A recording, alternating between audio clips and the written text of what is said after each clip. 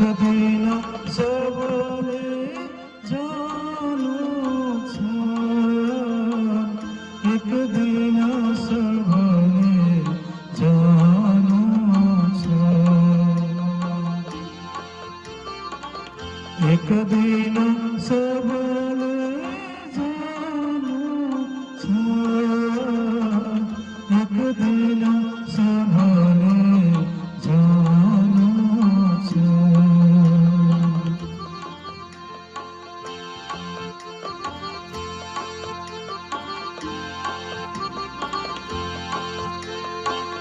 कति छन् आउने, कति छन् जाने, कति छन् आउने, कति छन् जाने,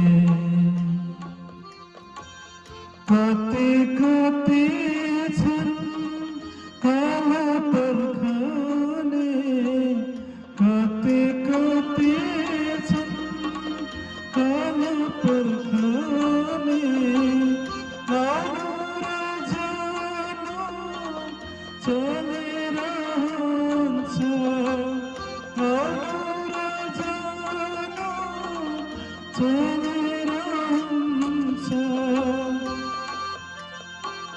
यसको अर्थ पुरानो छ,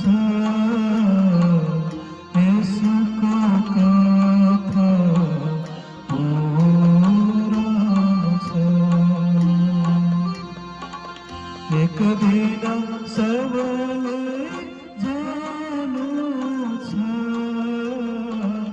एक दिन सबले जानु छ।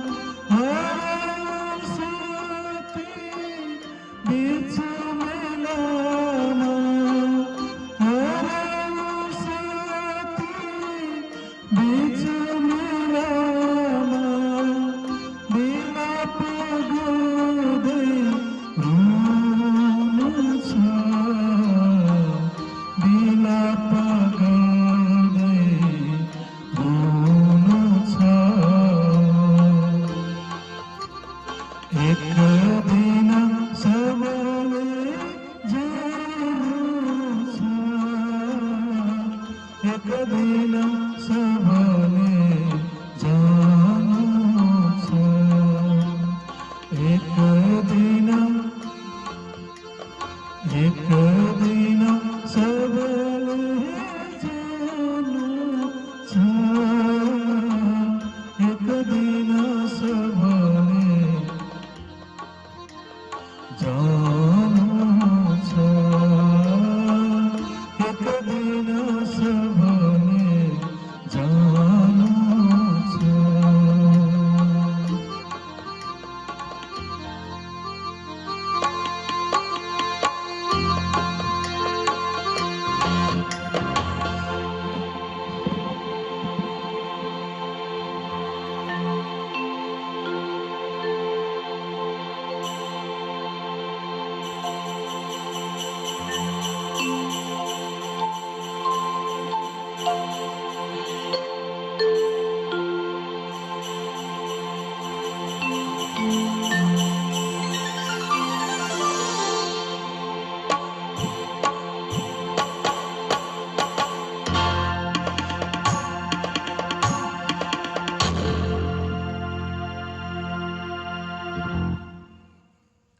कोई कदी ना ऐसा रया फिर दवा हुकुम से साथ सब दुदला भया रहे विचार करने में रया विचार करने इन समय सुल्तान का हुआ हुकुम पूर दिल खाना रहे रामनगर एक बैरागी तिनकी तुम करियो पहचाना तिनकी तुम करियो पहचाना ये कौन है कहाँ से आए है इनका मतलब कौन इन सुना हुकुम खिदर को भेजा ऊपर मोमिना भेजा ऊपर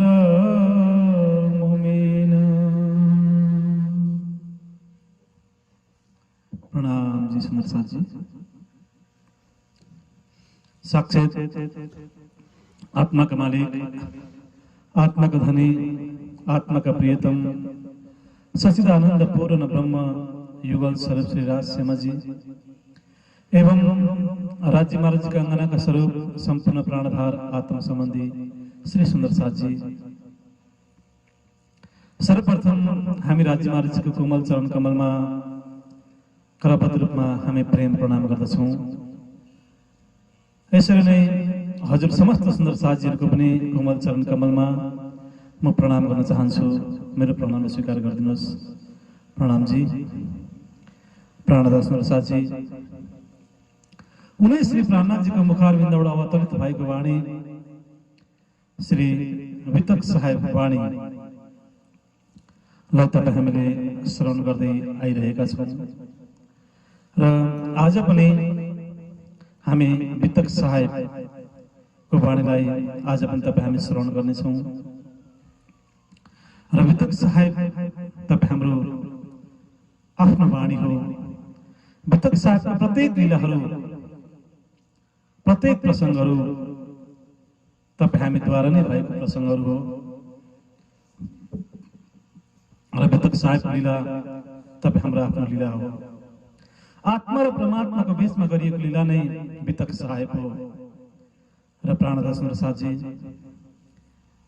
स्वयं राज्य महाराज जी आवेश र जोश को स्वरूप बनेर प्रेम को स्वरूप बनेर इंद्रावती सखी को धाम दिल में विराजमान हुनु भएको छ र वही शक्ति वही आवेश र जोश वही प्रेम को स्वरूप आज तपाई हामी प्रत्येक सुन्दर साथ को दिल में विराजमान भएर यो जागरण लीला गरिरहनु भएको छ र यो 5औं दिनको लीलामा स्वयं श्री राज्य महाराजजी 5औं शक्ति महामतीजी बनेर इन्द्रावती सखीको धाम दिनमा विराजमान हुनुभएको छ। उहाँ श्रीजी भन्नुभएको छ, इमामेन्द्र साहेब निष्कलङ्क बुद्ध अवतार भन्नुभएको छ, अखण्ड मुक्तिदाता मोक्षदाता भन्नुभएको छ र सबैको बीचमा जागनी अभियान लिएर गइरहनु भएको छ र को हिन्दू, को मुसलमान, को जैन, को सिख, को बौद्धिस्ट, को ईसाई सबैको बीचमा श्रीजी आफ्नो 5000 भन्दा पनि अत्याधिक जमातका सुन्दर साथहरूलाई लिएर महान आत्म जागृतिको अभियान लिएर अगाडि बढिरहनु भएको छ। जागनी अभियानलाई अगाडि बढाइरहनु भएको छ र जागनी अभियानलाई अगाडि बढाउने क्रममा सुन्दर साथीहरूको आत्मालाई जागृत गर्ने क्रममा श्रीजी 5000 भन्दा पनि अत्याधिक जमातका सुन्दर साथीहरू लिएर रामनगर आइसक्नु नै भएको छ र बुन्देलखण्डको नजिक रहेको मध्य प्रदेश पन्ना बुन्देलखण्डको नजिक रहेको रामनगरमा श्रीजी पुग्नु भएको छ र रामनगरमा हजारौं सुन्दर साथीहरूको जागनी भएको छ। रामनगरमा जागनीको मेला लागिरहेको छ। महाराज अर्थात् दिव्य प्रेम लीलाहरू रामनगरमा भइ नै रहेको छ र प्रेम लीलाहरू भइरहेको बेलामा, जागनीको कार्यहरू भइरहेको बेलामा त्यहाँनिर अलिकति लीलामा परिवर्तन आउँदछ र त्यहाँनिर मृगी नामको बिमार हैजा 81 रामनगरमा फैलिँदछ र अनि सुन्दर साथ लगायत रामनगरका कयौं हजारौं मानिसहरूले आफ्नो पञ्चवतिक शरीरलाई छोड्न विवश हुँदछन्। नचाहँदा नचाहँदै पनि, इच्छा नहुँदा हुँदै पनि यो संसारलाई छोड्नु पर्ने एउटा अवस्था आयो र त्यो एउटा हैजा, त्यो बिमार अन्ततगत कयौं सुन्दर साथहरूको लागि, कयौं रामनगरका जनताहरूको लागि एउटा काल बनेर, दज्जाल बनेर आयो र यस्तो प्रकारले कयौंको ज्यान लिएर गयो र यस्तो खालको एउटा एक पछि अर्को, अर्को पछि अर्को गर्दै एकै दिन, एकै हप्ता, एकै महिनामा कयौं सुन्दर साथीहरूले आफ्नो पञ्चवतिक शरीरलाई छोडिदिए, आफ्नो आत्मालाई राज्य महाराजको चरण कमलमा पुर्याए र यस्तो प्रकारले हजारौं सुन्दर साथीहरूको धाम गमन रामनगरमा भयो र प्राणनाथ सुन्दर साथी यो धाम गमनको प्रसङ्ग अत्यन्तै हृदय विदारक प्रसङ्ग, अत्यन्तै मर्मस्पर्शी प्रसङ्ग तपाईँ हामीले श्रवण गरिरहेका छौँ। रामनगरको प्रसङ्ग र प्राणनाथ सुन्दर साथी हाम्रो नाता भनेको राज्य महाराजसँगको नाता हो र राज्य महाराजसँगको नाता भनेको आत्माको नाता हो र यो प्रेम भन्ने कुरा पनि केवल आत्माको लागि गरिन्दछ। शरीरसँग गरिएको नाता, शरीरसँग गाँसिएको नाता संसारमा रहन्छ। जबसम्म शरीर रहन्छ तबसम्म शरीरसँग गाँसिएको नाता रहन्छ। शरीर छोडिसकेपछि, मृत्युलाई प्राप्त गरिसकेपछि शरीरसँग कुनै पनि प्रकारको नाता रहँदैन। शरीरको नाता, रगतको नाता झुटो छ, स्वार्थमा बनिएको छ, क्षणिक छ। शरीर रहन्छसम्म मात्रै यो नाता रहन्छ। शरीर छुटिसकेपछि तपाईँ हाम्रो रगतको नाता र शरीरको नाता रहँदैन। एउटै मात्र आत्माको नाता मात्रै रहन्छ। त्यसै कारणले गर्दाखेरि जसरी आत्मा अमर छ त्यसरी प्रेम पनि अमर छ। प्रेम भनेकै आत्माको स्वरूप हो, आत्मा भनेकै प्रेमको स्वरूप हो र यही प्रेमको स्वरूप आत्मा नै परमात्माको चरण कमलमा पुग्दछ। परमात्मा नै प्रेमको स्वरूप हुनुहुन्छ। त्यसै कारणले गर्दा यो प्रेम भन्ने कुरो परमात्माको लागि हो, आत्माको लागि हो, शरीरको लागि होइन। Love is for soul, once soul lives who loves the body भनेर अंग्रेजीमा भनिएको छ। लभ इज फर सावर, यो प्रेम चाहिँ आत्माको लागि हो। एक बार आत्माले शरीर छोडिसकेपछि, प्राणले, चेतनाले शरीर छोडिसकेपछि मृतक अवस्थामा पुगेको शरीरलाई, लास बनिसकेको, मुर्दा बनिसकेको शरीरलाई कसैले पनि प्रेम गर्दैन, कसैले पनि माया गर्दैन, कसैले पनि सेवा गर्दैन यो शरीरलाई। Love is for soul, love भनेको प्रेम। यो प्रेम चाहिँ केवल आत्माको लागि हो। प्रेम भनेको परमात्माको लागि हो। एक बार आत्माले शरीर छोडिसकेपछि, प्राणले चेतनाले शरीर छोडिसकेपछि यो मृतक बनेको शरीरलाई, मरिसकेको शरीरलाई कसैले पनि प्रेम गर्दैन। तपाईँ हामीले भन्छौँ नि मेरो परिवार छ, म मेरो शरीर भन्दा पनि धेरै म परिवारलाई माया गर्छु, प्रेम गर्छु भनेर तपाईँ हामीले भन्छौँ। केवल यो भनाइमै मात्रै सीमित रहन्छ। जब त्यो मृत्युको घडी आउँछ, जब त्यो अन्तिम समय आउँछ, त्यतिखेर तपाईँ हामीलाई कसैले पनि साथ दिँदैन र तपाईँ हामीले पनि कसैलाई साथ दिन सक्दैनौँ। तपाईँ हामी एक्लै आएका हुन्छौँ र एक्लै यो संसारलाई छोडेर जानु पर्दछ। कोही पनि कसैको सङ्गमा आएको हुँदैन र कसैले पनि कसैलाई साथमा लिएर जाँदैन। केवल संसारको भनाइ हो, दुनियाँको भनाइ, संसारको भनाइ, संसारको रीतिरिवाज, संसारको चालचलन, संसारका कुराहरू केवल संसारमै रहन्छ। र तपाईँ हामीले आफ्नो परिवारलाई यति धेरै माया गरेका हुन्छौँ, यति धेरै परिवारको सेवा गरेका हुन्छौँ र परिवारको सेवा गर्दा गर्दै, परिवारको मायामा डुब्दा डुब्दै तपाईँ हामीले आफ्नो आत्मा स्वरूपलाई पनि बिर्सिन पुग्दछौँ। आफ्नो आत्माको मालिक परमात्मालाई पनि तपाईँ हामी बिर्सिन पुग्दछौँ। आफ्नो घर कहाँ हो, आफ्नो जाने ठाउँ कहाँ हो, कसरी जाने हो, कहाँ जाने, यो कुराहरूलाई पनि तपाईँ हामीले बिर्सिसकेका हुन्छौँ। मैं कौन हूँ, कहाँ से आइया, कहाँ है मेरा भर्तार, अर्थात् म को हुँ, म कहाँबाट आएको हुँ र मृत्यु पश्चात म कहाँ जान्छु, मेरो आत्माको मालिक को हुनुहुन्छ। यी सबै कुराहरू तपाईँ हामीले बिर्सेका हुन्छौँ एउटा संसारको परिवारको माया र मोहमा डुबेर। तर जब तपाईँ हाम्रो अन्तिम घडी आउँछ, जब संसार छोड्ने बेला आउँछ, त्यतिखेर तपाईँ हाम्रो आफ्नै छोराछोरीले पनि साथ दिँदैनन्। आफूले जन्मका छोराछोरीले पनि, आफूले पालन पोषण गरेर हुर्काका छोराछोरीले पनि तपाईँ हामीलाई साथ दिँदैनन्। आफ्नै श्रीमती, आफ्नै श्रीमानले पनि तपाईँ हामीलाई साथ दिँदैनन्। आफ्नै माता पिताले पनि तपाईँ हामीलाई साथ दिँदैनन्। आफ्नै दाजुभाइ, दिदी बहिनी, इष्ट मित्र, परिवार, साथीभाइ, कसैले पनि तपाईँ हामीलाई अन्तिमको घडीमा कसैले पनि साथ दिँदैनन्।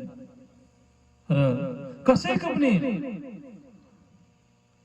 बिन्ती पुकारलाई तपाईँ हामीले, कसैको पनि बिन्ती पुकारले तपाईँ हामीलाई काम गर्दैन र तपाईँ हाम्रो आवाज पनि कसैले सुन्दैन र अरूको आवाज पनि तपाईँ हामीले सुन्न नसक्ने अवस्था तपाईँ हामीले भएका हुन्छौँ।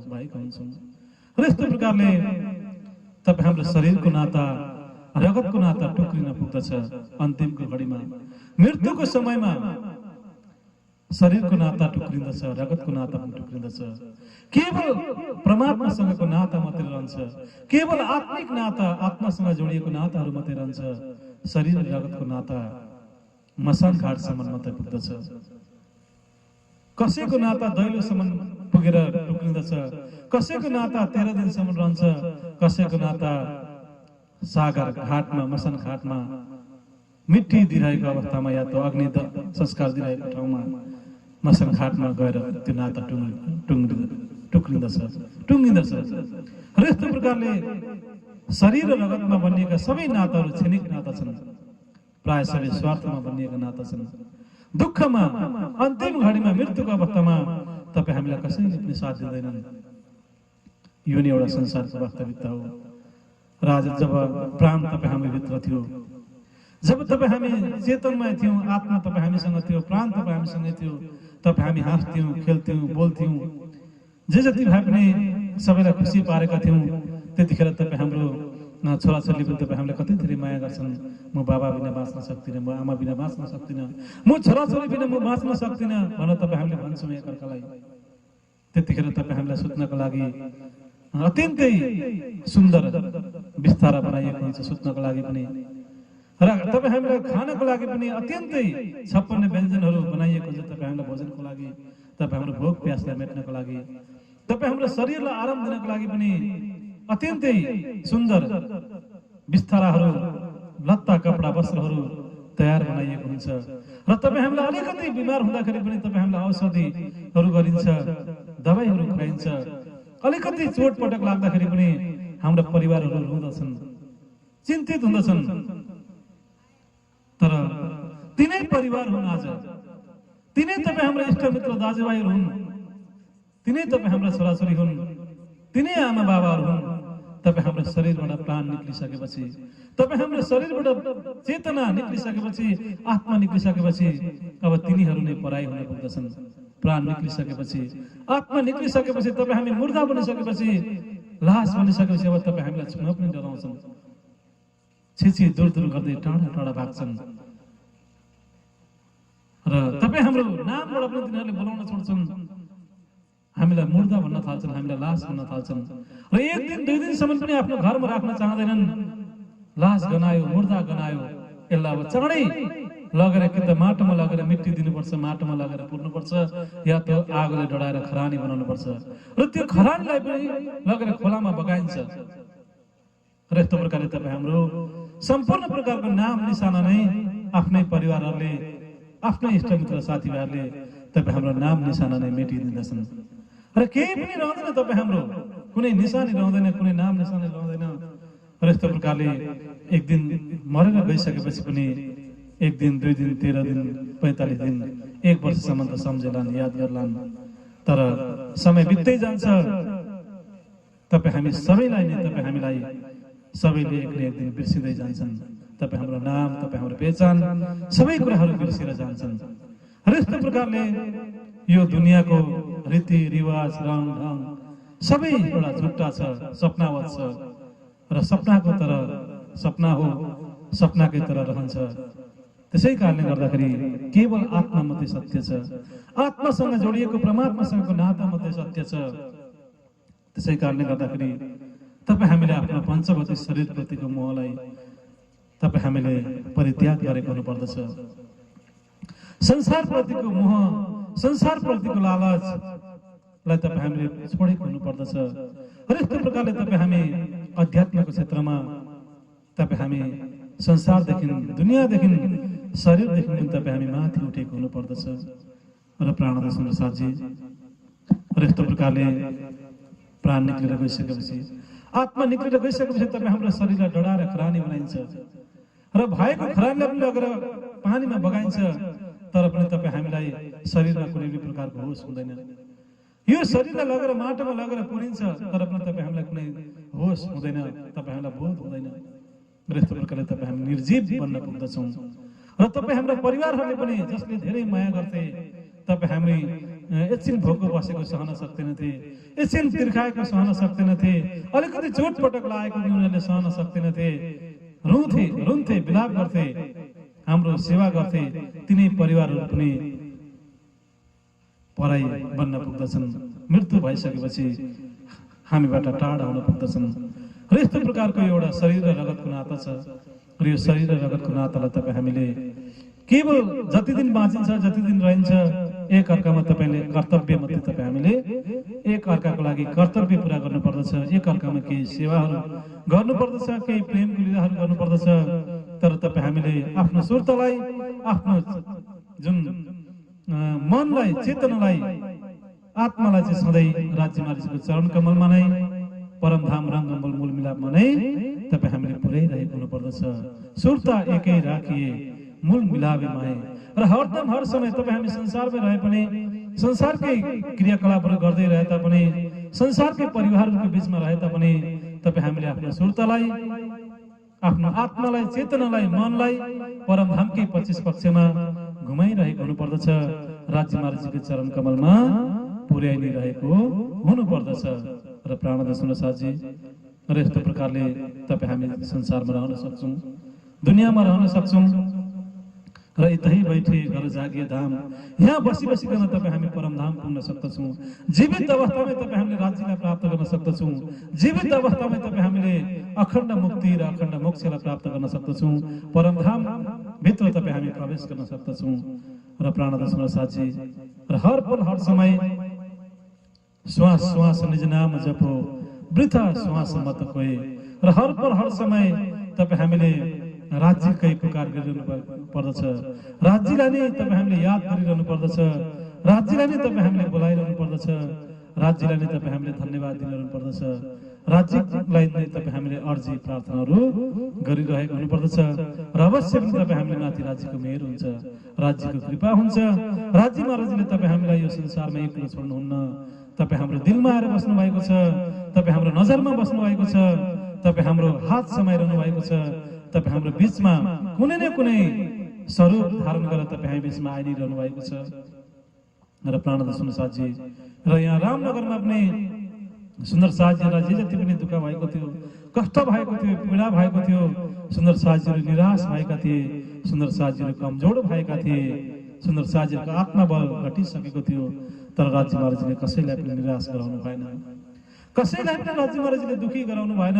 अन्ततगत राज्य महाराजको मेहेर भयो, राज्यको हुकुम भयो, राज्यको आदेश भयो र यो दज्जालले सुन्दर साथजीको समूहलाई छोडेर जानै पर्यो। र जुन एउटा यो मृगी थियो, हैजा थियो, जुन बिमार फैलिएको थियो, हैजा फैलिएको थियो, अन्ततगत यो हटेर गयो र अनि अन्ततगत सुन्दर साथको बिचमा फेरि एउटा प्रेमको वातावरण छायो, एउटा शान्तिको वातावरण छायो, आनन्दको वातावरण छायो। र यस्तो प्रकारले फेरि अब रामनगरमा जागने कार्य अगाडि बढि नै रहेको छ।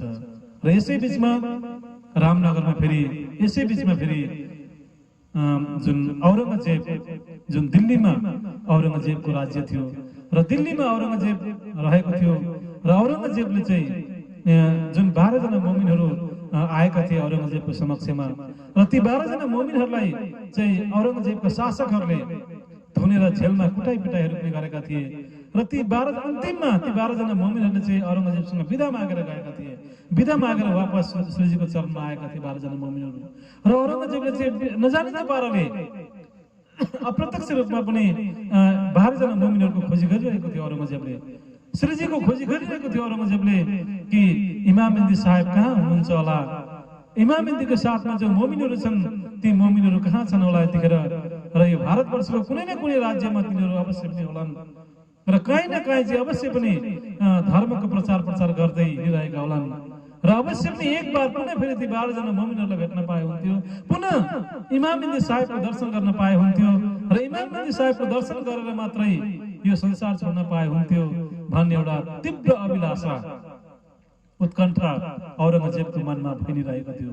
र औरङ्गजेबले नजानिने पाराले चाहिँ इमामबन्दी साहेबको खोजी गरि नै रहेको थियो, 12 जना मोमिनहरूको खोजी गरि नै रहेको थियो र यस्तो प्रकारले विभिन्न प्रकारको चासोहरू गरि नै रहेको थियो र यस्तो प्रकारले नजानिने पाराले या त कुनै ससाना देशहरूलाई आक्रमण गरेर हुन्छ कि, या त कुनै एउटा युद्धको अवस्था बनाएर हुन्छ कि, या त कुनै सैनिकहरू पठाएर हुन्छ कि, या त कुनै न कुनै केही गरेर हुन्छ, कुनै न कुनै माध्यम बनाएर चाहिँ इमामबन्दी साहेबको खोजी, मोमिनहरूको खोजी औरङ्गजेबले गरि नै रहेको थियो। र अनि अन्ततगत औरङ्गजेबले इमामबन्दी साहेब चाहिँ कहाँ हुनुहुन्छ, 12 जना मोमिनहरूले कहाँ छन्, यो खोजी गर्ने क्रममा चाहिँ केही कुराहरू औरङ्गजेबले पत्ता लगायो कि अन्ततगत श्रीजी लगायत जति पनि सुन्दर साथहरू छन् जसलाई चाहिँ दुनियाहरूले बैरागी भनेर भन्दथे, फकीर भनेर भन्दथे दुनियाहरूले, र यस्तो प्रकारले दुनियाँदेखि अलग भएका, संसारदेखि अलग भएर चाहिँ एउटा धर्मको कार्यमा हिँडेको भएको कारणले गर्दाखेरि पनि सुन्दर साथहरूलाई श्रीजीलाई चाहिँ दुनियाँहरूले चाहिँ मुसलमान हिन्दूहरूले चाहिँ फकीर या कुनै साधु या त कुनै यस्तो खालको बैरागी इत्यादि भन्न चाहिँ यस्तो प्रकारले सम्बोधन गर्दथे। र अनि अन्तर्गत औरङ्गजेबले पनि यो कुराहरू थाहा पायो कि इमामबन्दी साहेब मोमिनहरू जसलाई चाहिँ फकीर भनिन्छ, यी फकीरहरू चाहिँ विभिन्न यात्रा गर्दै गर्दै गर्दै गर्दै यिनीहरू चाहिँ रामनगर भन्ने ठाउँमा पुगेका छन् भन्ने कुरा उसले थाहा पाउँदछ। र अनि अन्ततगत औरङ्गजेबले एकजना मुसलमान सिपाहीको नेतृत्वमा एकजना विशेष मुसलमान सैनिकलाई केही अरू सैनिक पनि साथमा लगाएर अन्ततगत ती फकीरहरूलाई चाहिँ समातेर वापस दिल्लीमा लिएर आउनको आदेश औरङ्गजेबले दिँदछ। एकजना जुन शेख खिदर नाम गरेको एकजना मुसलमान सैनिकलाई, जुन औरङ्गजेबको सैनिक मुस्लिम सैनिकलाई चाहिँ औरङ्गजेबले आदेश दिँदछ कि एक शेख खिदर तिमी रामनगर जाऊ, रामनगर गएर त्यहाँ जुन हजारौंको संख्यामा फकीरहरू छन् र ती फकीरहरूलाई तिमीले पक्रेर एकदम सकुशल सुरक्षित रूपमा चाहिँ तिमीले पक्रेर तिमीले मेरो समक्ष लिएर आऊ भन्ने चाहिँ प्रकारले औरङ्गजेबले चाहिँ शेख खिदर नाम गरेको एकजना मुसलमान सैनिकलाई रामनगरतर्फ पठाउँदछन्। र अनि अन्तर्गत अब यहाँ शेख खिदर आफ्ना केही सैनिकहरू लिएर औरङ्गजेब सुल्तानको आदेशलाई पालन गर्दै रामनगर आइपुग्दछन्। इन समय सुल्तान का हुआ हुकुम पुरदल खाना, रहे रामनगर एक बैरागी, तिनकी तुम करियो पहचान, तिनकी तुम करियो पहचान।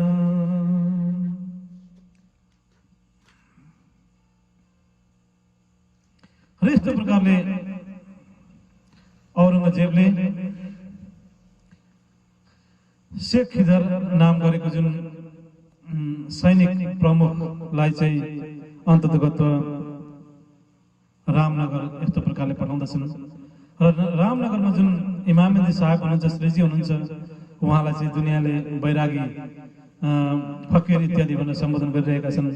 र अनि अन्ततगत यहाँनिर औरंगजेबले पनि शेख खिदरको नेतृत्वमा केही सिपाहीहरू पनि पठाउँदछ। र अनि अन्ततगत ती बैरागीहरूलाई अर्थात् इमामदीलाई, मोमिनहरूलाई चाहिँ पक्रेर दिल्ली ल्याउनको लागि यस्तो खालको सन्देश आग्रह गर्दछ शेख खिदरलाई। र अनि अन्ततगत शेख खिदर आफ्ना सैनिकहरू, सिपाहीहरू लिएर औरंगजेबको आदेशलाई पालन गर्दै रामनगर आउँदछन्। र रामनगर आएर अन्ततगत शेख खिदरले चाहिँ सिधै रामनगरको राजाको समक्ष जानुहुन्छ, किनकि औरंगजेबको आदेश थियो, आज्ञा थियो। र अब रामनगरमा कहाँ छन्, कस्तो अवस्थामा छन्, यो कुराहरू त शेख खिदरलाई थाहा थिएन। र विशेष इमामदी साहबको बारेमा, मोमिनहरूको बारेमा कुनै पनि कुराहरू जानकारीहरू शेख खिदरलाई भएको थिएन। र यति मात्रै थाहा थियो कि श्रीजी र सुन्दर शाहजीहरू चाहिँ रामनगर भित्रै छन् भन्ने कुरा चाहिँ थाहा थियो, तर कहाँ छन्, कस्तो अवस्थामा छन्, केही पनि थाहा थिएन। त्यो भएको कारणले गर्दाखेरि पनि शेख खिदर अब केही सैनिकहरू लिएर सिधै रामनगरको राजाको समक्ष चाहिँ जाँदछन्। अनि राजालाई गएर भन्दछन् कि तिमीहरूको देशमा, यो रामनगरमा चाहिँ यस्तो खालको हजारौंको संख्यामा बैरागीहरू, फकीरहरू आएका छन्, र ती फकीरहरूलाई चाहिँ म पक्रिनको लागि आएको हुँ, र ती फकीरहरूलाई चाहिँ पक्रेर हाम्रो जिम्मा तिमीहरू लगाइदियाऊ। र अब ती फकीरहरूलाई पक्रेर म दिल्ली औरंगजेबको समक्ष लिएर जान्छु। र अनि औरंगजेबले चाहिँ किन पक्रिन लगाएको, के गर्न लगाएको त्यो चाहिँ औरंगजेबलाई मलाई थाहा छ, र हामी चाहिँ केवल उनीहरूलाई पक्रिनको लागि मात्रै आएका हौँ, तिमीले चाहिँ ती फकीरहरूलाई चाहिँ पक्रेर हाम्रो जिम्मा लगाइदियाऊ भन्ने यस्तो प्रकारले शेख खिदरले रामनगरको राजा समक्ष यस्तो खालको बिन्ती गर्दछन्, सन्देश सुनाउँदछन्। तब अब रामनगरको राजा अब दोधारमा पर्दछन्, फसादमा पर्दछन् अनि विचार गर्दछन्, आज ती फकीरहरूको बारेमा, ती सुन्दर शाहहरूको बारेमा त मैले पनि धेरै कुराहरू यहाँ सुनिरहेको छु, मैले पनि तिनीहरूलाई प्रत्यक्ष रूपमा भेटाएको त छैन, तर आज सारा देशका जनताहरू तिनीहरूकै कुरा गरिरहेका छन्, र सारा देशको कुना काप्चा सबैतिर तिनीहरूकै चर्चा परिचर्चाहरू भइरहेको छ। र तिनीहरू चाहिँ एकजना होइन, दुईजना होइन, 100, 200 होइन, हजारौंको संख्यामा, 5000 भन्दा धेरै ठुलो संख्यामा तिनीहरूको यत्रो ठुलो समूहमा चाहिँ तिनीहरू धर्मको प्रचार प्रसार गर्दै सत्संगहरू सुनाउँदै सुनाउँदै तिनीहरू चाहिँ आज मेरो देश रामनगरमा तिनीहरू आएका छन्। र तिनीहरू चाहिँ हिन्दू सन्त हुन्, तिनीहरू हिन्दू फकीर हुन् भने यता शेख खिदर एउटा मुसलमान सैनिक हो, र औरंगजेब चाहिँ मुसलमान हो। र यस्तो प्रकार एउटा मुसलमानले चाहिँ, एउटा मुसलमान औरंगजेबले चाहिँ एउटा हिन्दू साधु सन्त फकीरहरूलाई चाहिँ पक्रेर दिनको लागि चाहिँ यहाँनिर आग्रह गरिरहेको छ। र आज म हिन्दू राजा हुँ, हिन्दू देशमा आएका हिन्दू फकीरहरू हुन्, र यस्तो प्रकारले मैले कसरी तिनीहरूलाई पक्रेर दिन सक्छु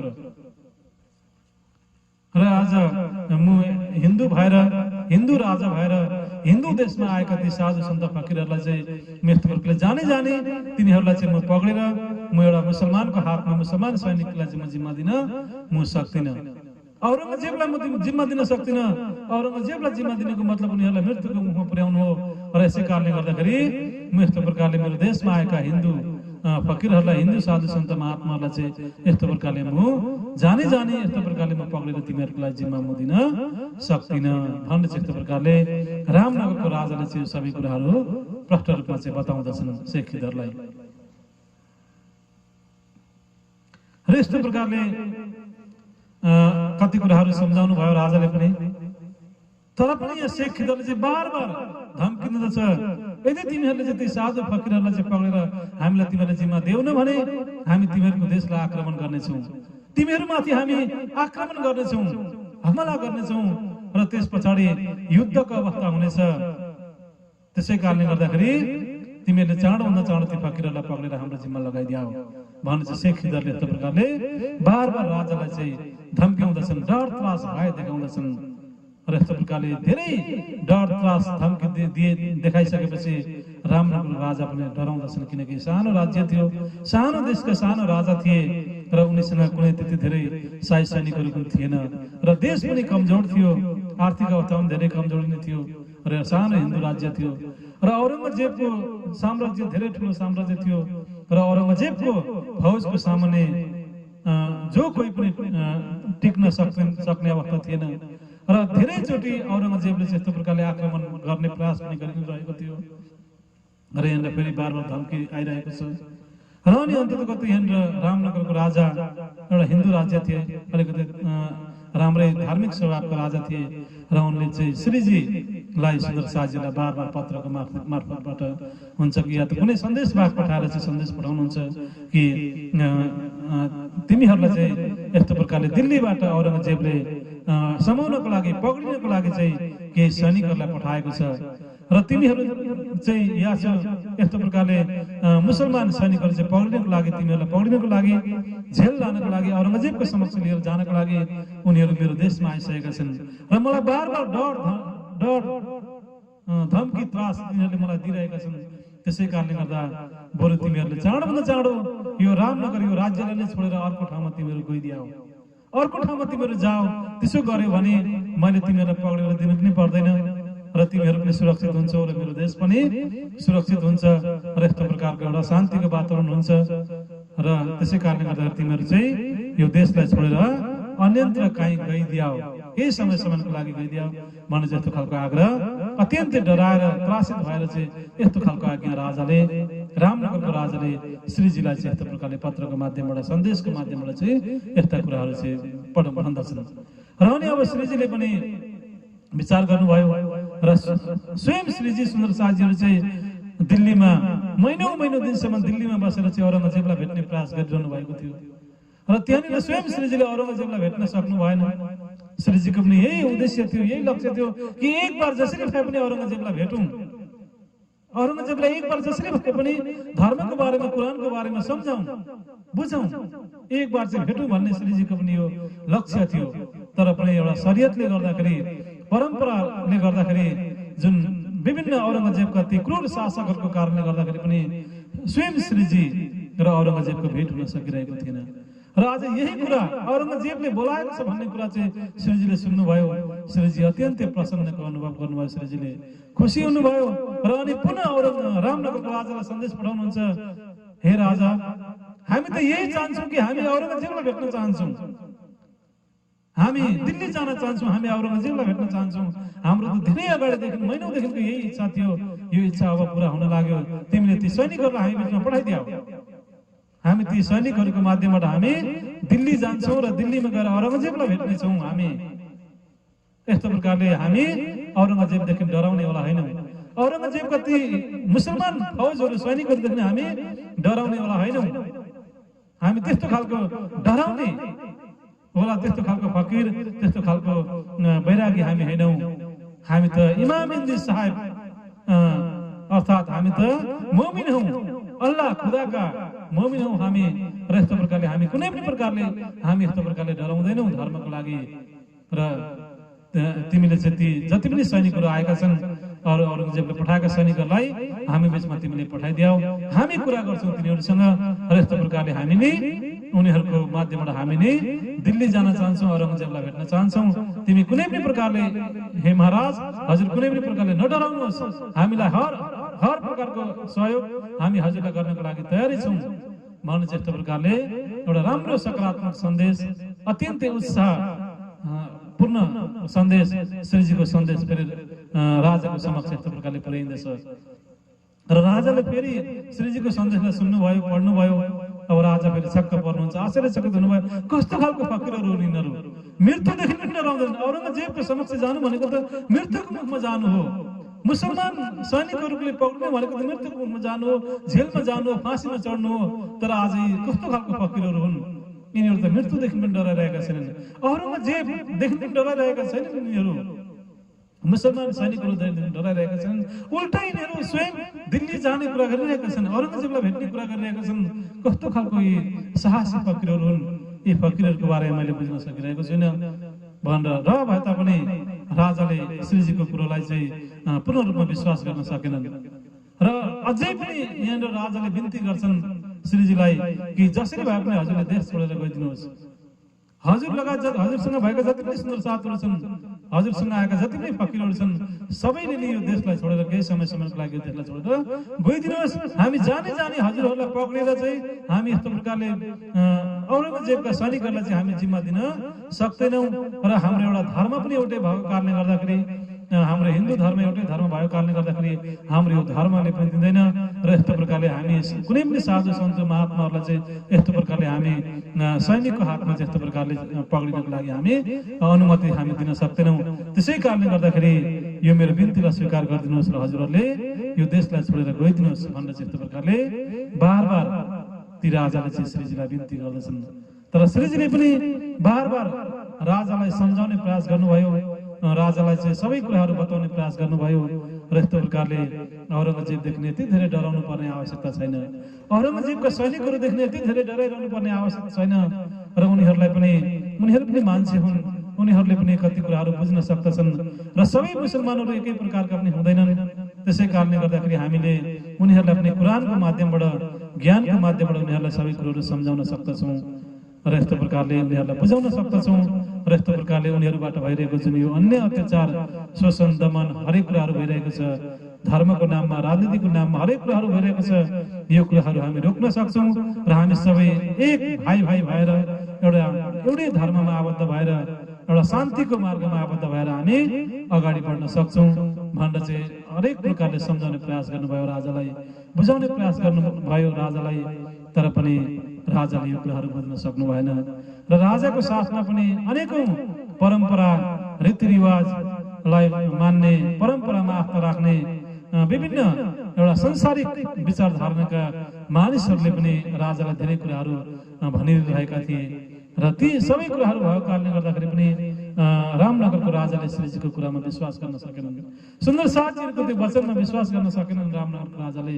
र अन्ततगत रामनगरको राजा विवश भएर शेख खिदरलाई नै हुकुम गर्दछन् कि शेख खिदर केतकी नदीको किनारमा चाहिँ यस्तो प्रकारले एकजना मात्रै होइन 5-6 हजारको संख्यामा, हजारौंको संख्यामा ती फकीरहरू चाहिँ केतकी नदीको किनारमा डेरा लगाएर बसेका छन्।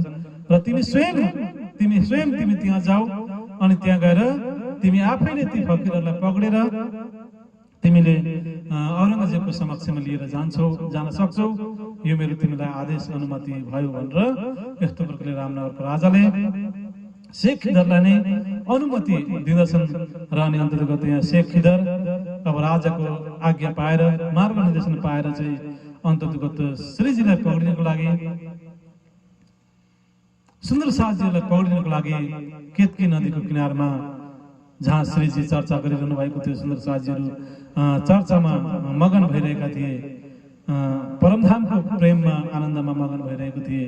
र त्यहाँनिर नै अब शेख खिदर पक्रिनको लागि अब त्यहाँ आफ्ना सैनिकहरूलाई लिएर केतकी नदीको किनारतर्फ अगाडि बढ्नुहुन्छ।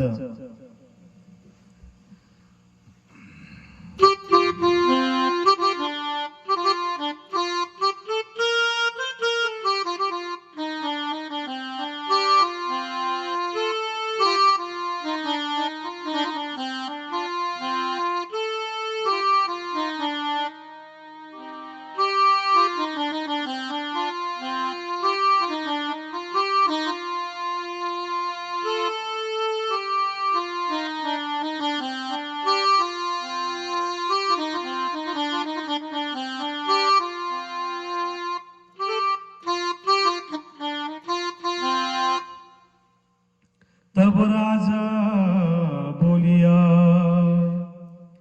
हम सुन कछु काम, तुम जाए पकड़ो उनको, ले जाओ अपने ठाम, ले जाओ अपने ठाम। र यस्तो प्रकारले रामनगरको राजाले शेख खिदरलाई हुकुम गर्दछ र अनि अन्ततः शेख खिदर राजाको हुकुमलाई पाइसकेपछि जहाँ श्रीजी हुनुहुन्थ्यो, जहाँ सुन्दर साजीहरू थिए केतकी नदीको किनारमा, अब यहाँ शेख खिदर आफ्नो सैनिकहरू लिएर सुन्दर साज श्रीजीलाई पक्रिनको लागि जाँदछ। अब यहाँ शेख खिदरलाई पनि थाहा छैन कि श्रीजी जसलाई इमामजी साहब भनिन्छ उहाँ चाहिँ कस्तो हुनुहुन्छ र उहाँले के गर्नुहुन्छ, कस्तो हुनुहुन्छ, स्वयं शेख खिदरलाई पनि थाहा छैन। कुनै पनि सैनिकहरूलाई थाहा छैन श्रीजीको बारेमा। जसलाई यहाँ बैरागी फकीर भनिँदैछ, ती बैरागी फकीरहरूको बारेमा, सुन्दर साजीहरूको बारेमा शेख खिदरलाई पनि केही थाहा छैन। र शेख खिदरको साथमा भएका कुनै पनि सैनिकहरूलाई चाहिँ थाहा छैन कि यहाँ राजाबाट धेरै कुराहरू सुनिसकेको थियो शेख खिदरले, कि तिनीहरू एकजना दुईजना मात्रै छैनन्, तिनीहरू चाहिँ 5000 भन्दा धेरै ठुलो समूहमा तिनीहरू छन्, हजारौंको संख्यामा तिनीहरू छन् र कुनै पनि कुराहरूबाट चाहिँ तिनीहरू डराउँदैनन्। स्वयं औरंगजेबदेखि पनि तिनीहरू डराउँदैनन्, कुनै पनि मुसलमान सैनिकहरूदेखि पनि तिनीहरू डराउँदैनन् र यस्तो प्रकारले तिनीहरू चाहिँ एकदम साहसी छन्, पराक्रमी छन् भन्ने चाहिँ राजाले पनि त्यहाँ रामनगरका जनताहरूबाट पनि धेरै कुराहरू चाहिँ शेख खिदरले सुनिसक्नु भएको थियो। र शेख खिदर पनि अलिकति केही सिधै गएर चाहिँ पक्रिने सक्ने अवस्था शेख खिदरको पनि थिएन। शेख खिदर पनि केही डरिरहेको थियो, केही सोचिरहेको थियो शेख खिदरले पनि कि वास्तवमा कस्ता खालका फकीरहरू हुन् यिनीहरू, यति धेरै ठुलो समूहमा छन्, किन चाहिँ औरंगजेबले पक्रिनको लागि चाहिँ आदेश दिनुभयो, किन औरंगजेबले पनि भेट्न चाहन्छन् ती फकीरहरूलाई, के रहस्य छ यी फकीरहरूमा, के त्यस्तो खालको कुनै शक्ति पो छ यिनीहरूसँग, हामी एक्कासी कसरी गयौँ भने हामीलाई पनि कुनै त्यस्तो खालको आघात पुग्न सक्छ कि भन्ने कुराहरू विविध शङ्का उपशङ्का चाहिँ शेख खिदरलाई पनि भइरहेको थियो। के गर्ने, कसो गर्ने, कस्तो प्रकार कस्तो योजना लिएर उनीहरूको बिचमा जाने, यो कुराहरू चाहिँ शेख खिदरले पनि बुझ्न सकिरहेको थिएन, जान्न सकिरहेको थिएन र धेरै कुराहरू चाहिँ सुनिरहेको थियो शेख खिदरले। र अन्ततः यहाँनिर एउटा सैनिकको एउटा लिडर भएर पनि, एउटा सैनिक प्रमुख भएर पनि उसँग धेरै सैनिकहरू थिए, हात हतियार थिए, सबै कुराहरू थियो। यी सबै कुराहरू भएर पनि औरंगजेबको आदेश पाएर पनि सिधै गएर चाहिँ श्रीजीलाई पक्रिन उसले सकेन, त्यो आँट हिम्मत उसमा आउन सकेन। र अनि अन्ततः उसले केही गाउँका रामनगर जुन केतकी नदीको किनारका गाउँका किनारका जुन आसपासमा रहेका गाउँका मानिसहरूको चाहिँ केही मानिसहरूको चाहिँ सहारा शेख खिदरले लिँदछन्। र अनि अन्ततः आफू पहिले जानुभन्दा अगाडि कुनै एकजना त्यही रामनगरकै कुनै एकजना मानिसलाई चाहिँ त्यहाँको वातावरण बुझ्नको लागि, श्रीजी र त्यहाँ सुन्दर साजीहरूको चालचलन बुझ्नको लागि चाहिँ कुनै अर्को एकजना मानिसलाई चाहिँ शेख खिदरले पठाउँदछन्। र अनि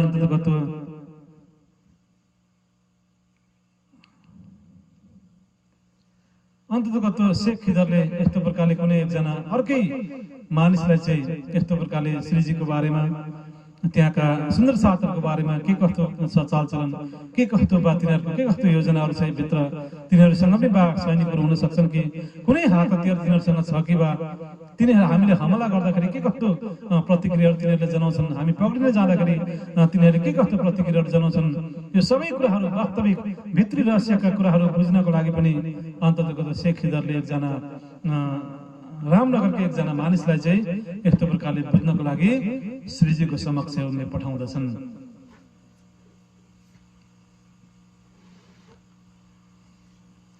वहां से फिर उठ के आए उतरे हवेली में भिखारी दास दीवाना, बात करी उनसे, बात करी उनसे।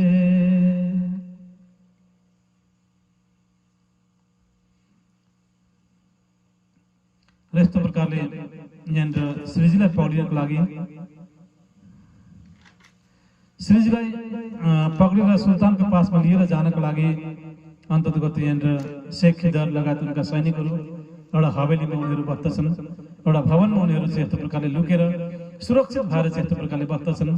र अनि बसेर त्यही गाउँको एकजना मुखिया थिए र ती मुखियाको नाम चाहिँ भिखारी दास थियो र एकजना भिखारी दास नाम गरेका मुखियाको सहारा लिएर चाहिँ शेख खिदरले श्रीजीको बारेमा बुझ्ने प्रयास गर्दछन् र अनि अन्ततगत ती भिखारी दास हिन्दू नै थिए र अब हिन्दू फकिरहरूको बिचमा हिन्दू नै चाहिँ यस्तो प्रकारले सर्वसाधारण वस्त्र कपडाहरू लगाएर जाँदाखेरि त कुनै कुनै कुरा त्यहाँनिर उनीहरूले चाहिँ नराम्रो सोच्ने त्यहाँनिर हरेक कुराहरू हुने त सम्भावना भएन र यस्तो प्रकारले एउटा षड्यन्त्रपूर्वक अन्ततगत त्यहाँनिर नजानिँदो पाराले शेख खिदरले त्यही गाउँको एकजना दिवान भिखारी दास नाम गरेको एकजना हिन्दू दिवानलाई चाहिँ मुखियालाई चाहिँ अन्ततगत त्यहाँनिर श्रीजीको समक्षमा सुन्दर साथीहरूको बिचमा यस्तो प्रकारले पठाउँदछन् र अनि अन्ततगत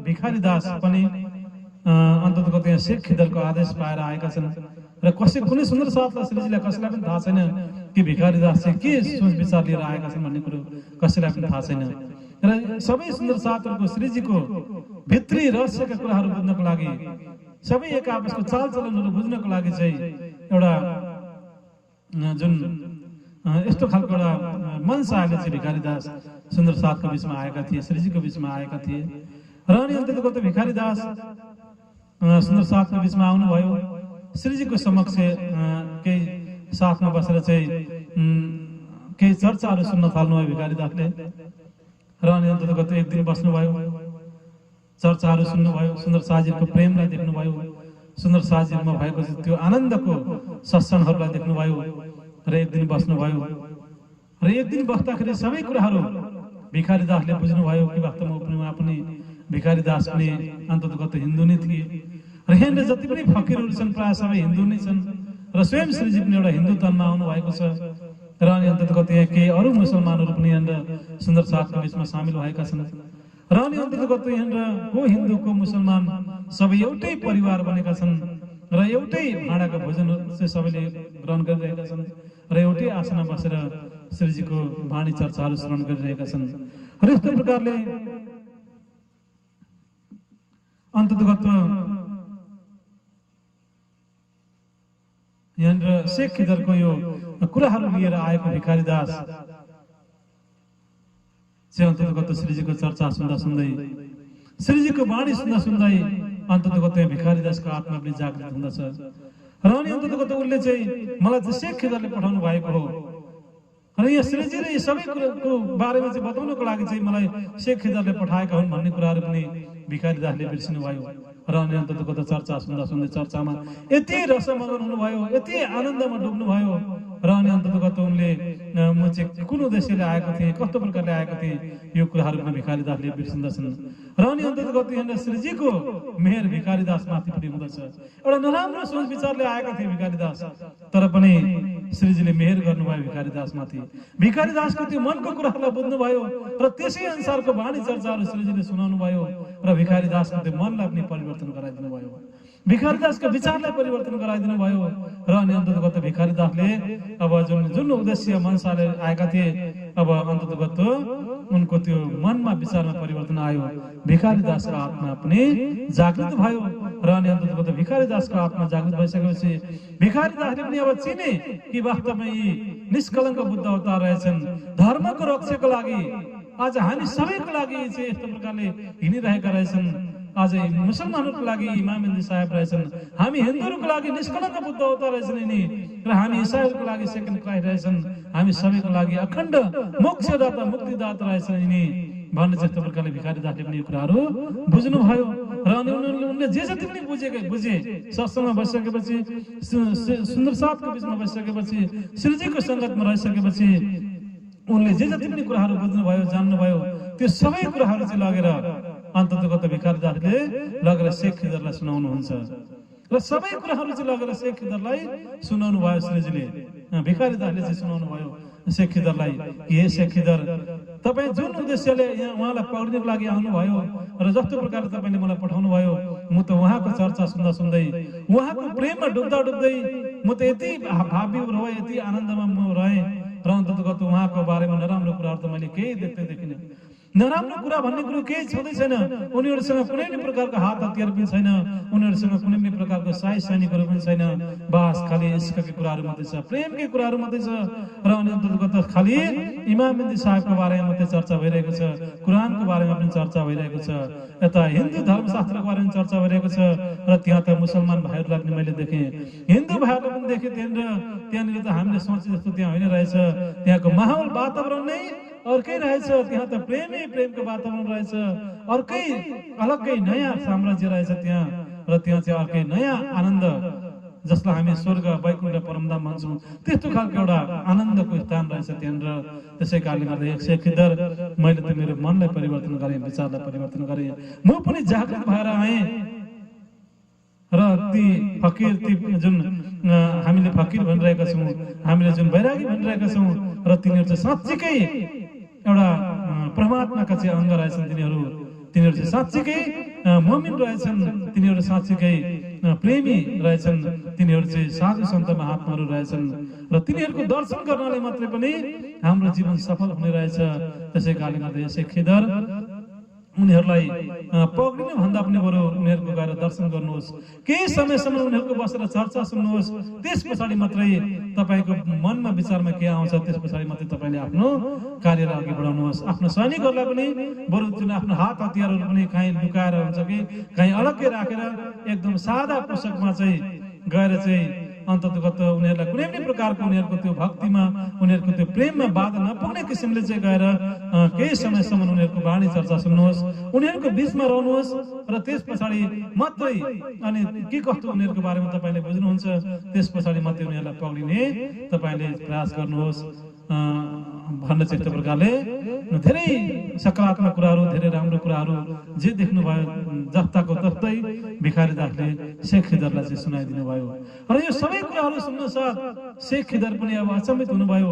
कतिखेर श्रीजीलाई भेटौँ, कतिखेर त्यस्तो साथीहरूलाई भेटौँ, त्यस्तो खालको एउटा भित्रबाट चाहिँ त्यस्तो खालको एउटा उत्कण्ठा, त्यस्तो खालको एउटा चाहना बढेर आयो शेख खिदरको। अन्ततको त शेख खिदर पनि एउटा संसारको नजरमा उनी एउटा सैनिकको एउटा प्रमुख थिए, सैनिक थिए दुनियाँको नजरमा। तर शेख खिदर पनि परमधामका आत्मा थिए। र एउटा परमधामका आत्मा भएको कारणले गर्दाखेरि त्यो त एउटा कारण कारज थियो। अन्ततको त औरङ्गजेबले त्यस्तो प्रकारले पढ्नको लागि पठाउनु त एउटा कारण कारज थियो। र यहाँनिर चाहिँ आत्मा र परमात्माको मिलनको घडीको समय थियो। र यस्तो प्रकारले कुनै न कुनै कारणबाट, कुनै न कुनै माध्यमबाट चाहिँ परमधामका आत्माहरू चाहिँ यस्तो प्रकारले आफ्नो आत्मालाई जागृत गर्नको लागि चाहिँ यस्तो प्रकारले आइ नै रहेका हुँदछन्।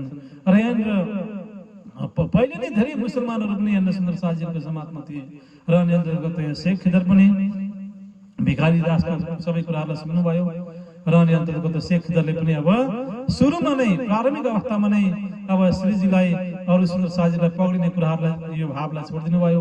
र अनि आफूसँग भएको हतियारहरू जे जस्तो पनि थियो कहीँ एकान्तमा लगेर राख्नुभयो। र अनि एकदम कुनै पनि हात हतियार नपुगिकन एकदम एउटा साधारण मानिस जस्तो मानिस भएर शेख खिदर लगायत शेख खिदरका सम्पूर्ण सैनिकहरू चाहिँ अन्ततगत श्रीजीको चर्चा सुन्नको लागि सुन्दर साथहरूको बिचमा गएर बस्नुहुन्छ। र यस्तो प्रकारले सुन्दर साथको बिचमा गएर बस्नुभयो, श्रीजीको चर्चा सुन्नको लागि बस्नुभयो। अब श्रीजीलाई त सबै कुरो थाहा भइहाल्यो, तन की जाने मन की जाने जाने दिल की बात।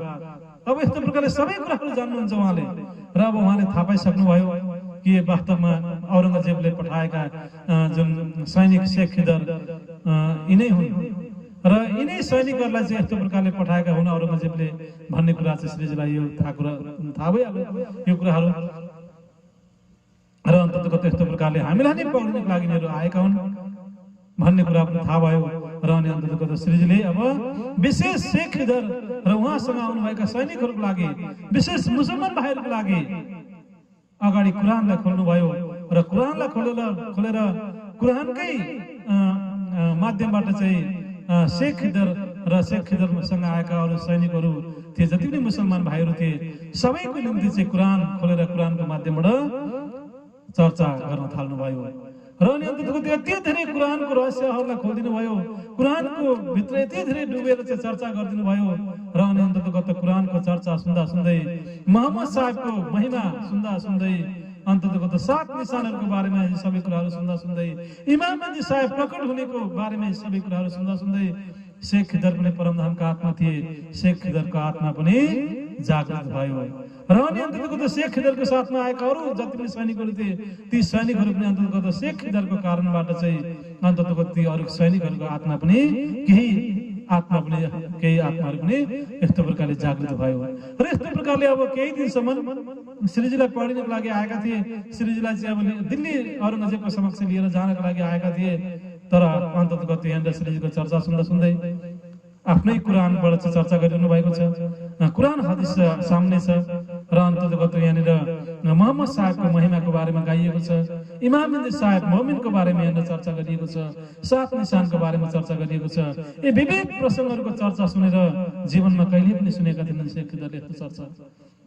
र यति मिठो यति आनन्ददायक चर्चा उहाँले सुन्नुभयो र चर्चा सुन्दै एउटा संसारको नजरमा सैनिक थिए, दुनियाँको नजरमा कठोर हृदय भएको मान्छे थिए, पक्रिन्थे, हरेक कुराहरू गर्थे, एउटा सैनिकले गर्नुपर्ने काम गर्थे। तर अन्ततको श्रीजीको चर्चा सुनेर त्यस्तो सैनिकको मन पनि पग्लियो। अन्ततको ती पनि त मानिस हुन्, परमधामका आत्मा ती भित्र पनि आएर प्रवेश गरेको छ। अन्ततको त परमधामका आत्मा हुन्। शेख खिदरको मन पनि पग्लियो। शेख खिदरको विचारमा मनमा परिवर्तन आयो। अब यहाँ शेख खिदरको जागनी भयो र शेख खिदर जागृत भइसकेपछि, शेख खिदर सुन्दर साथ बनिसकेपछि उनको साथमा आएका अरू सैनिकहरूले पनि अन्ततको यस्तो प्रकारले सुन्दर साथ उनीहरू भन्दछन् र यस्तो प्रकारले यहाँनिर एउटा मुसलमान औरङ्गजेबले पठाएका सैनिकहरू शेख खिदर लगायतमा कई सैनिकहरूको पनि यस्तो प्रकारले यहाँनिर जागनी हुँदछ र एउटा यो चमत्कारिक लीला राज्य महाराजले यहाँनिर गराउनुहुन्छ र यस्तो प्रकारले अब शेख खिदरले चाहिँ अब यहाँनिर श्रीजीकोलाई चाहिँ पक्रिने कुराहरू, त्यो कुराहरू चाहिँ मनबाटै उहाँले निकालिसक्नुभयो। त्यो कुराहरू निकाल्नुहुन्न उहाँले र अनि अन्ततको यस्तो प्रकारले अब यहाँनिर श्रीजी नै इमाम साहेब हुनुहुँदो रहेछ र अन्ततको यस्तो प्रकारले स्वयं औरङ्गजेबले चाहिँ एउटा राम्रो भावले चाहिँ यस्तो प्रकारले इमाम साहेबको दर्शन गर्न चाहेका रहेछन्। औरङ्गजेबले पनि भन्ने चाहिँ अब यो सबै कुराहरू चाहिँ म लगेर औरङ्गजेबलाई म सुनाउने छु र यस्तो प्रकारले हजुरहरू चाहिँ दिल्ली जानुभन्दा पनि बरु औरङ्गजेब चाहिँ बरु हजुरहरूलाई खोज्दै आउनेछन्। यस्तो प्रकारले इमाम साहेब अब हजुर त यस्तो प्रकारले प्रचारमा हिँडिरहनु भएको छ। अब तपाईँ वापस दिल्ली फर्किनु भन्दा पनि बरु स्वयं दिल्लीबाट औरङ्गजेब चाहिँ हजुरलाई खोज्दै इमाम साहेबलाई खोज्दै सायद औरङ्गजेब नै आउनुहुन्छ।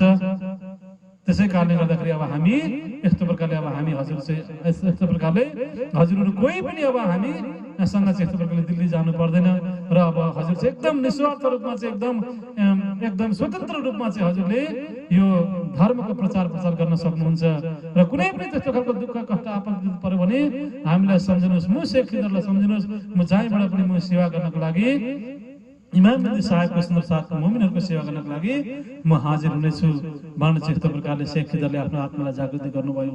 स्वयं इमाम साहेबको चरणमा बार परेर प्रणाम गर्नुभयो, झुक्नुभयो र यस्तो प्रकारले अल्लाह खुदालाई चाहिँ दुहा माग्नुभयो र श्रीजीलाई धन्यवाद दिनुभयो। सुन्दर साथजी सबैलाई धन्यवाद दिँदछन् र यस्तो प्रकारले सबैबाट विदा भएर अन्ततगत त्यहाँ भएका जे जति पनि लीलाहरू थियो, श्रीजीको सन्देश, सुन्दर साथजीको मोमिनहरूको सन्देश, सबैको सन्देश चाहिँ अब लिएर शेख खिदर वापस दिल्ली जानुहुन्छ, औरङ्गजेबलाई सुनाउनुहुन्छ र औरङ्गजेबले पनि यो सबै कुराहरू सुनेर आनन्दको महसुस गर्नुभयो र समय परिस्थिति वातावरण जस्तो हुन्छ त्यो अनुसारले औरङ्गजेबले पनि अन्ततको त्यहाँ इमाम साहेबलाई अब खोज्ने प्रक्रिया उहाँको चलि नै रहेको छ र अनि अन्ततको यहाँनिर यस्तो प्रकारको एउटा लीला यहाँनिर हुँदछ र यस्तो प्रकारले को हिन्दू, को मुसलमान, को सैनिक, को यस्तो प्रकारले सबै चाहिँ यहाँनिर श्रीजीको चरणमा आउँदछन् र यस्तो प्रकारले सबैले आफ्नो आत्मालाई जागृत गर्दछन् र प्राणद सुन्दर साथजी र यस्तो प्रकारले यो समय तपाईँ हामी रामनगरको यो प्रसङ्गलाई तपाईँ हामीले श्रवण गरिरहेका छौँ र यस्तो प्रकारले यहाँनिर शेख खिदर नाम गरेको जुन मुसलमान सैनिक उनको पनि यहाँनिर जागनी हुँदछ र मुसलमान शेख खिदरको साथमा अरू पनि जे जति सैनिकहरू आएका थिए उनीहरूले पनि अन्ततको यहाँनिर यस्तो प्रकारले जागनी हुँदछन् र यहाँनिर एउटा धेरै ठुलो राज्य महाराजीको कृपा भयो, धेरै ठुलो राज्य महाराजीको मेहेर भयो र प्राणद सुन्दर साथजी र यस्तो प्रकारले यहाँनिर रामनगरमा यस्तो खालको धेरै लीलाहरू यहाँनिर भइ नै रहेको छ र प्राणद सुन्दर साथजी र तपाईँ हामी पनि रामनगरको प्रसङ्गलाई तपाईँ हामीले श्रवण गरिरहेका छौँ र यस्तो प्रकारले राज्य महाराजको चर्चा सुनिसकेपछि, राज्य महाराजको वाणी सुनिसकेपछि जति नै कठोर हृदय भए पनि त्यो हृदय अवश्य पनि पग्लिँदछ। जति नै तपाईँ हाम्रो मनमा जति नै मन कठोर भए पनि, तपाईँ हाम्रो विचार जस्तो भए पनि तपाईँ हाम्रो विचारमा परिवर्तन आउँदछ, तपाईँ हाम्रो मन परिवर्तन हुँदछ। र यस्तो प्रकारले हामीले ध्यानपूर्वक अत्यन्तै मन चित्त लगाएर चाहिँ हामीले वाणी चर्चालाई हामीले श्रवण गऱ्यौँ भने, वाणी मन्थन गऱ्यौँ भने, राज्यलाई विश्वास गऱ्यौँ भने अवश्य पनि राज्य महाराजको तपाईँ हामीलाई धेरै ठुलो कृपा हुन्छ, तपाईँ हामीलाई धेरै ठुलो मेहेर हुँदछ। र प्राणदर्शन साथजी र यस्तो प्रकारले यहाँनिर शेख खिदरले आफ्नो आत्मालाई जागृति गर्नुभयो र शेख खिदरले चिन्नुभयो कि इमामेन्द्र साहेब यिनै इमामेन्द्र साहेब रहेछन् भन्ने सबै कुरोहरू थाहा पाउनुभयो। र अनि अन्ततगत जाँदा जाँदै शेख खिदरले विचार गर्नुभयो र आज रामनगरको राजा यिनैको देशमा चाहिँ इमामेन्द्र साहेब आउनुभएको छ। आज यिनैले चाहिँ इमामेन्द्र साहेबलाई चिन्न सकिरहेका छैनन्। म एक बार यो जुन सही कुराहरू इमामेन्द्र साहेबको बारेमा चाहिँ म एक बार म राजालाई पनि गएर चाहिँ म एक बार म भनिदिनु पर्यो भनेर शेख खिदरले चाहिँ रामनगरको राजालाई पनि गएर यो कुराहरू भन्नुहुन्छ कि हे राजा, आज तिम्रो देशमा चाहिँ स्वयं इमामेन्द्र साहेब आउनुभएको रहेछ। जुन मैले जुन फकिर भनिरहेको थिएँ, जसलाई चाहिँ म पढ्नको लागि आएको थिएँ, आज उनीहरूकै बिचमा बसेर म आएको छु। र तिनीहरू चाहिँ वास्तवमा एउटा सर्वसाधारण फकिरहरू होइन रहेछन्, तिनीहरू चाहिँ सर्वसाधारण साधु सन्त होइन रहेछन्, तिनीहरू चाहिँ इमामेन्द्र साहेब रहेछन्, तिनीहरू चाहिँ एउटा खुदा अल्लाहका जमात रहेछन् तिनीहरू। त्यसै कारणले गर्दाखेरि मैले त तिनीहरूको दर्शन गरेर आइसकेँ। हे राजा, तिमी पनि ती फकिरको दर्शन गर्न जाऊ, ती फकिरको शरणमा तिमी पनि जाऊ भन्ने यस्तो प्रकारले अब हामी तिनीहरूलाई पक्रिँदैनौँ र यस्तो प्रकारले हामीले चाहिँ तिनीहरूको दर्शन गरेर अब हामी आएका हौँ र त्यही पनि चाहन्छौँ त्यही पनि गएर दर्शन गर्न सक्छौँ भनेर यस्तो खालको एउटा सन्देश रामनगरको राजालाई चाहिँ शेख खिदरले दिनुहुन्छ। र यस्तो प्रकारले शेख खिदरलाई दिइसकेपछि रामनगरको राजालाई यी सबै कुराहरू श्रीजीको बारेमा सम्झाउनुहुन्छ, बताउनुहुन्छ। सबै कुरो बताएर शेख खिदरले वापस आफ्नो दिल्ली फर्किनुहुन्छ शेख खिदर। र अनि अब यता रामनगरको राजाले पनि कति धेरै कुराहरू शेख खिदरबाट चाहिँ यस्तो प्रकारले सुनिसकेपछि कति कुराहरू रामनगरको राजामा पनि कति विचारमा मनमा कति कुराहरू परिवर्तन आयो।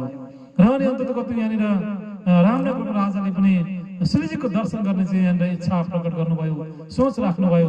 तर पनि अन्ततगत यहाँनिर त्यो परम्परावादी मानिसहरूको कारणले गर्दाखेरि जो चाहिँ केही विरोध गर्ने मानिसहरू थिए तिनीहरूको कारणले गर्दाखेरि पनि रामनगरको राजाले श्रीजीको दर्शन गर्नको लागि जान सकिरहेका हुँदैनन्। र अन्ततगत एक प्रकारको अपवाद, एक प्रकारको हल्ला पनि फिजाइँदछ कि जो चाहिँ ती फकिरको दर्शन गर्नको लागि जान्छन् तिनीहरूलाई चाहिँ यस्तो प्रकारले निहुरेर प्रणाम गरिरहेको अवस्थामा चाहिँ माथि शिरमा केही धुलोहरू लगाइन्छ र लगाइसकेपछि सदा सर्वदा तिनीहरूकै हुन्छ। र यस्तो प्रकारको जादु, यस्तो प्रकारको टुनामुना तिनीहरूले गर्छन् र त्यसै कारणले गर्दाखेरि तिनीहरूको दर्शन गर्नको लागि तिनीहरूको बिचमा हामी जानु हुँदैन भन्ने यस्तो खालको हल्ला, यस्तो खालको नराम्रो कुराहरू पनि यस्तो प्रकारले रामनगरमा ती परम्परावादीहरूले संकीर्ण विचारधारणा भएका मानिसहरूले, विरोध गर्ने मानिसहरूले यस्तो खालको नराम्रो हल्लाहरू पनि देशमा यस्तो प्रकारले फैलाउँदछन्।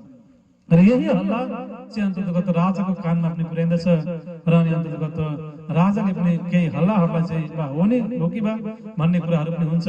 र त्यो भएको कारणले गर्दाखेरि पनि अब राजा चाहिँ चाहेर पनि इच्छा हुँदाहुँदै पनि श्रीजीको दर्शन गर्नको लागि सुन्दर साथको बिचमा यहाँनिर जान सकिरहेको अवस्था हुँदैन। र यस्तो प्रकारले यहाँनिर यी सबै कुराहरू यहाँनिर रामनगरमा हुँदछ। र अनि प्राणदर्शन साथी अब यहाँनिर समय परिस्थिति वातावरण दिनानुदिन बदलिँदै जान्छ, हरेक कुराहरू यहाँनिर परिवर्तन हुँदै जान्छ। र अनि अब यहाँनिर अझै केही समयसम्म यहाँनिर श्रीजी सुन्दर साथीहरू रामनगरमै रहनुहुन्छ र रामनगरको प्रसङ्ग लीलाहरू अझै धेरै बाँकी नै छ। र अनि अन्ततगत रामनगरबाट यहाँनिर गडा भन्ने ठाउँ हुँदै हुँदै श्रीजी लगायत सम्पूर्ण सुन्दर साथीहरू पन्ना, बुन्देलखण्ड पन्ना, किलकिला नदीको किनारमा यहाँनिर आउने प्रक्रियाहरू हुँदछ। र प्राणदर्शन साथी र रामनगरमा नै बुन्देलखण्डबाट देवकरण भाइ जुन महाराज 17 सालका जुन भतिजा जुन देवकरण भाइ पनि यहाँनिर केही सुन्दर साथीहरूको सङ्गतबाट देवकरण भाइ पनि यहाँनिर रामनगर आउनु भएको हुन्छ र रामनगरमा यहाँनिर देवकरण भाइ को पनि अन्तर्गत श्रीजीसँग सङ्गत हुन्छ। देवकरण भाइले पनि आफ्नो आत्मालाई जागृत गर्नुहुन्छ र अनि देवकरण भाइले नै अन्तर्गत श्रीजी सुन्दर साजी सबैको सन्देश लिएर चाहिँ बुन्देलखण्ड महाराज छत्रसालजीको समक्ष उहाँ जानुहुन्छ र अनि अन्तर्गत यहाँ सुन्दर साथ श्रीजी सबैलाई यहाँ देवकरण भाइले नै बुन्देलखण्डमा आउनको लागि विशेष आमन्त्रण निमन्त्रण पनि गर्नुहुन्छ, मार्गदर्शनहरू पनि गर्नुहुन्छ र अब यहाँनिर रामनगरमा केही समयसम्म रहनुहुन्छ र रामनगरबाट चाहिँ यस्तो प्रकारले देवकरण भाइको माध्यमबाट चाहिँ अन्तर्गत श्रीजी सुन्दर साजीहरू बुन्देलखण्ड पन्ना मध्य प्रदेश अन्तर्गत पन्ना जुन त्यतातर्फ यो जागरण यात्रालाई अघि बढाउने प्रक्रियाहरू हुँदछ र प्राणदर्शन साथी अगाडि रामनगरको अझै धेरै प्रसङ्गहरू छ र रामनगरको अरू प्रसङ्गहरू त्यस पछाडि फेरि गडामा भएको प्रसङ्गहरू फेरि त्यस पछाडि पन्नाधाममा भएको प्रसङ्गहरू हामी फेरि अगाडि यसरी नै क्रमश हामी श्रवण गर्दै गर्दै हामी जानेछौँ र आजको यो विशेष प्रसङ्गलाई हजुरहरू सबैले श्रवण गरिदिनु भएको छ र हजुरहरू सबैलाई पुनः म धेरै धेरै धन्यवाद दिन चाहन्छु र हजुरहरू सबैलाई म दण्डवत प्रेम प्रणाम गर्न चाहन्छु। प्रणाम जी।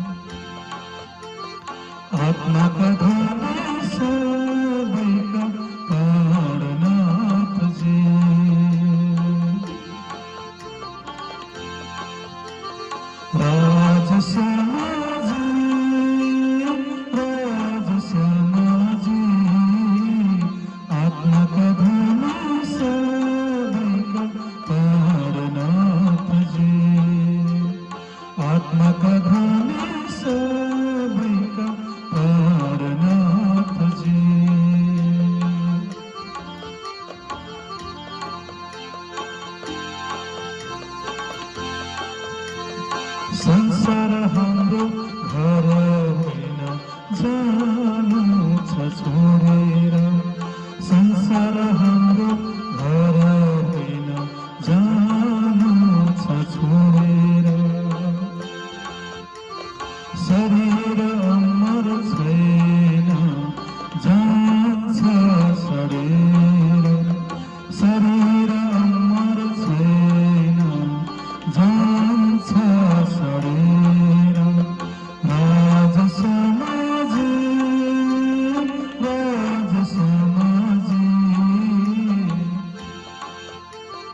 आत्माका धनी सबैका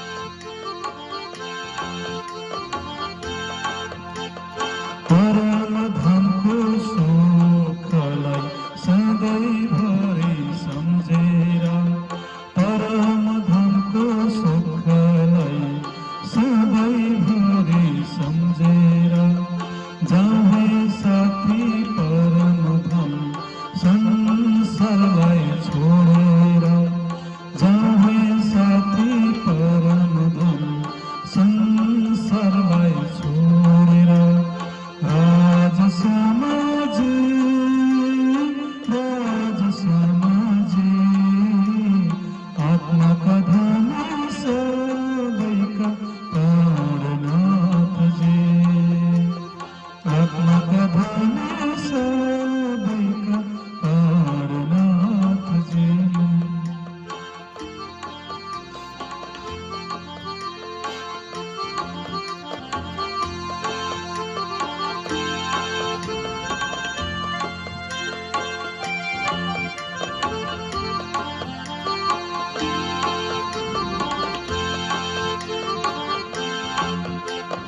असत जड दुःखको खेलमा फसेर असत जड दुःखको खेलमा फसेर नबसु साथी यसरी आँसु बगाएर नबसु साथी यसरी आँसु बगाएर राजश्यामाजी राजश्यामाजी आत्माका धनी सबैका प्राणनाथजी आत्माका धनी सबैका प्राणनाथजी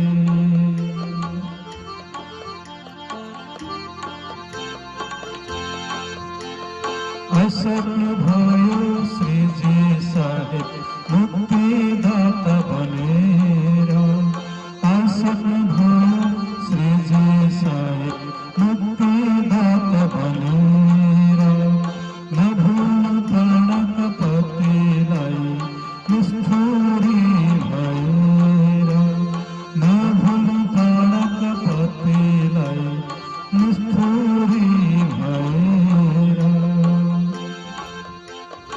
आइसक्नु भयो श्रीजी साहेब मुक्तिदाता